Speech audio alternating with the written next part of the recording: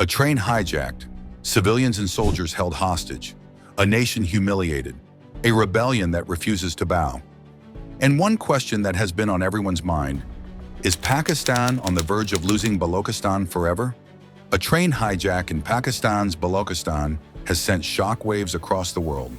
The Baloch Liberation Army, BLA, a rebellion group, who also call themselves as freedom fighters, has taken control of the Jaffar Express, capturing over 180 passengers, mainly Pakistani military personnel. This wasn't just any hijacking, it was a statement, a brutal, unapologetic declaration that Balochistan refuses to be silenced. For decades, the Baloch people have suffered under Pakistan's rule, a land richer than imagination, yet home to some of the poorest people in the country, a province whose resources fuel Pakistan's economy, yet whose people are treated as second-class citizens. A few activist voices have called for a free Pakistan-occupied Kashmir and an independent Balochistan, but the Pakistan government continues to suppress them. Despite these efforts to silence dissent, some Baloch activists have taken their fight to international forums, seeking global support for their cause. But the bigger question remains, can Pakistan still hold on to Balochistan? Or is an independent Balochistan inevitable? The Jaffar Express, which left Quetta at 9 a.m. on March 11, 2025, was en route to Peshawar when armed rebellions bombed the railway tracks and took control of the train in the Sibi district, a rugged mountainous region bordering Afghanistan and Iran.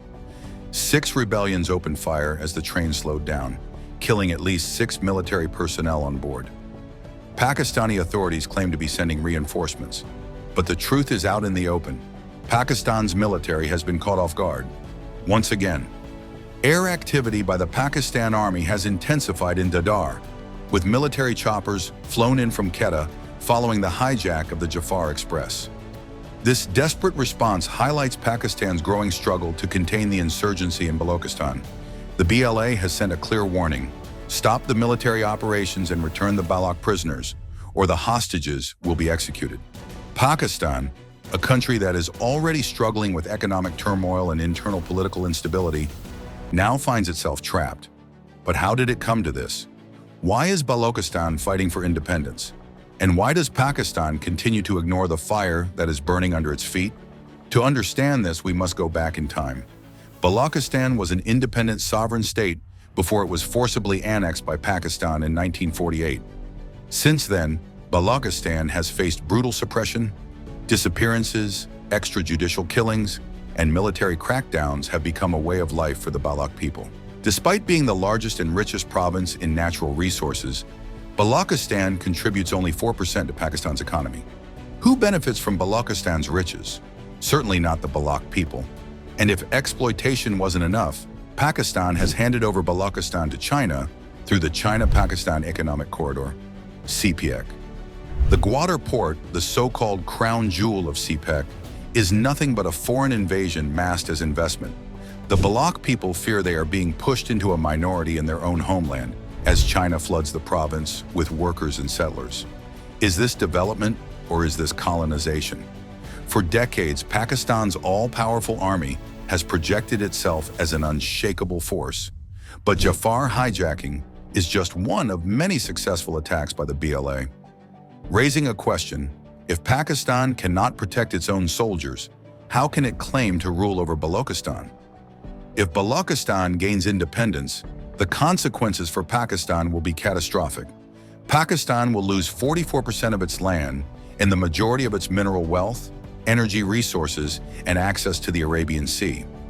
An independent Balochistan would not only cripple Pakistan's economy, but also encourage other separatist movements in regions like Sindh and Khyber Pakhtunkhwa. Pakistan's fear is simple. If Balochistan breaks away, the country itself might not survive. The writing is on the wall. Pakistan's brutal military tactics have failed. Its economy is in shambles, its international credibility is diminishing, and now it is losing control of its own territories. The hijacking of the Jaffar Express is not just another attack, it is a warning that Balochistan is not giving up, that the flames of rebellion are burning stronger than ever. So we ask you, is the fall of Pakistan's grip over Balochistan inevitable? Will the world soon witness an independent Balochistan? Or will Pakistan continue its cycle of repression, waiting for the next attack, the next humiliation, and the next sign of its own downfall? One thing is certain, Balochistan refuses to be silenced.